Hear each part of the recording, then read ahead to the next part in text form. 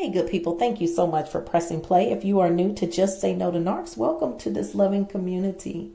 As always, I hope that I share something helpful with each and every one of you. And I ask that you would share the content if you don't mind. Press subscribe and comment below about your experience. I really do read as many comments as possible, and I try to respond to as many as possible. You know, here and there, I'll glance at several at a time. So I love to hear your experiences with whatever or whichever topic is up for discussion on, said video. Today is going to be about, as you can see on the screen, when narcissists share texts, voicemail, email, letters, whatever. They put the old supply on speakerphone. They will do this with family, friends, the new boos, whatever. This right here that you see on the screen is from the ex-sociopath's ex-wife. Now, what he didn't do is share all of what he had to say before and really the rest of what he had to say after. They're going to share just a little bit, just enough to seal their smear or to triangulate or, just make you feel like you're in competition with someone, or to make you feel, here's the number one reason they do it, I believe, is to make you feel like you can trust them. This is so deceptive. I actually didn't feel like I could trust him when he shared this. What I thought is that if we break up, he's going to do this same thing to me. I remember thinking that. And I think that's why I held on to this, and I still have it. Because I was like, man, why would he do that? This is a very sensitive response from her, and she's hurting. And I don't like to be a participant with other people's pain. So I refuse to get involved with helping him hurt her. They want you to get involved. They want you to protect them, to fight for them, to believe their smear, and they want you to believe that you can trust them. So they're going to put the old supply on speakerphone and say, see what I told you, see how crazy they are. The ex-wife's sister left a voicemail, and he let me listen to that. And I was feeling overwhelmed early on in this relationship, like, man, this is a lot of drama.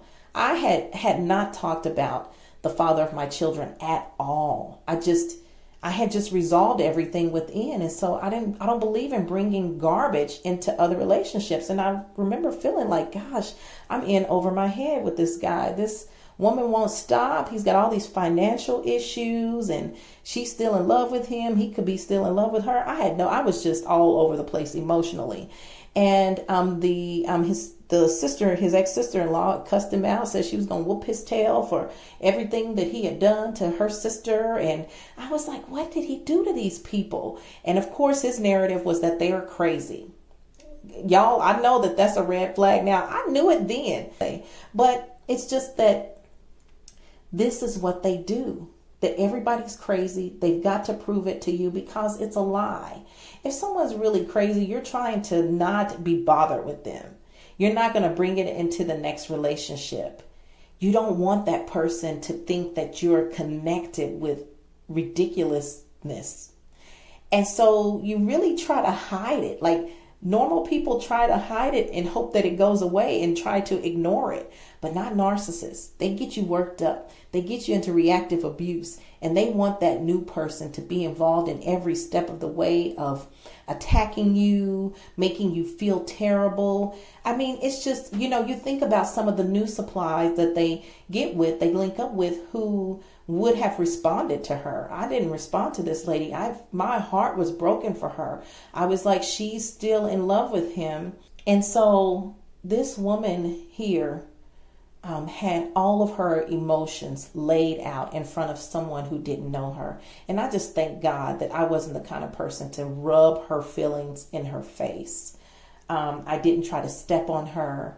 And I hope that in the long run, even though she turned out to be kind of dirty, I hope that it speaks to her in some kind of way for change.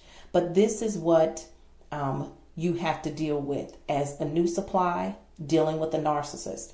So those of you who are new and trying to figure out if you're with the narcissist or not, were they sharing things like this with you? Because normal people don't do this and say, look what my ex is sending me, or I'm trying to tell them and they keep trying to talk to me, and put them on speakerphone when it's very sensitive conversations. I mean, this woman, he put her on speakerphone one day when she was begging him to help her with the car payment. She was crying, bawling, and he had that smirk, now that I know what that meant, on his face. And he just listened to her beg and sat there. And I was like, are you going to respond to her? I'm saying this where she couldn't hear me. And I felt terrible for being on the other end, because that's a sensitive moment. But narcissists don't care. They do not care. They will put you and everything about you out there on display. And that is painful. I know I've had to be on that other end now, so I know exactly how she felt, but I also know how I felt about her and felt really bad for her. But anyway, let me know your experience with this. I don't want to be too long.